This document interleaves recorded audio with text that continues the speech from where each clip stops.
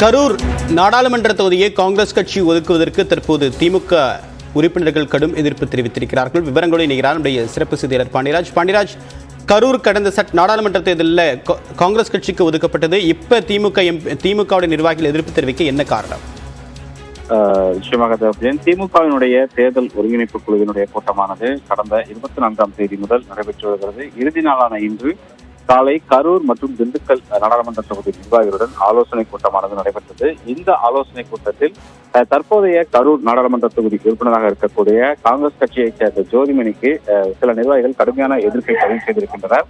அவருக்கு தொகுதி ஒதுக்கீடு செய்ததால் கரூர் மாவட்டத்தில் பல்வேறு பிரச்சனைகள் எழுந்ததாகவும் பல நிர்வாகிகள் குற்றம் சாட்டியிருக்கின்றனர். மிக முக்கியமாக கடந்த ஊரக உள்ளாட்சி தேர்தலின் போது அதே போல நகர்ப்புற உள்ளாட்சி தேர்தலின் போது நடைபெற்ற ஒரு சில பிரச்சனைகளையும் நிர்வாகிகள் கூட்டத்தில் சுட்டிக்காட்டியிருக்கின்றனர். எனவே இந்த முறை நடைபெற இருக்கக்கூடிய நாடாளுமன்ற தேர்தலின் போது கரூர் நாடாளுமன்ற தொகுதியினை திமுகவினுடைய சின்னத்திற்கு, அதாவது உதயசூரியன் சின்னத்திற்கே போட்டியிடக்கூடிய வகையில் தொகுதியை ஒதுக்கீடு செய்ய வேண்டும் என்ற ஒரு கோரிக்கையை வைத்திருக்கின்றனர். இருப்பினும் ஒரு சில நிர்வாகிகள் யாரை கட்சியினுடைய தலைமை வேட்பாளராகவோ அல்லது எந்த கட்சிக்கு ஒதுக்கீடு செய்கிறதோ அவர்களுக்கு பணியாற்ற தயாராக இருக்கிறோம் என்ற உத்தரவாதத்தையும் அளித்திருக்கின்றனர். இருப்பினும் கூட சிட்டிங் எம்பியாக இருக்கக்கூடிய கரூர் ஜோதிமணி அவர்களுக்கு சில நிர்வாகிகள் கடுமையான எதிர்ப்பை பதிவு செய்திருக்கின்றனர். முக்கியமாக கடந்த உள்ளாட்சி தேர்தலின் போது நடைபெற்ற ஒரு சில பிரச்சனைகளை சுட்டிக்காட்டி பேசியிருக்கக்கூடிய நிர்வாகிகள் அவரால் தொகுதிக்குள் பல இடங்களுக்கு அவர் வந்தே செல்லவில்லை. அதாவது தேர்தலுக்கு பிறகாக பல பகுதிகளுக்கு எம்பி எந்த விதமான பணிகளையும் மேற்கொள்ளவில்லை என்ற ஒரு குற்றச்சாட்டையும் கூட இந்த கூட்டத்தில் முன்வைத்திருக்கின்றனர். எனவே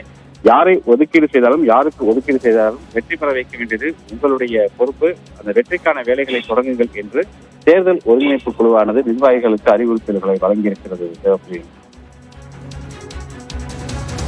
உங்களுடைய விரிவான தகவலுக்கு நன்றி பாண்டியராஜ்.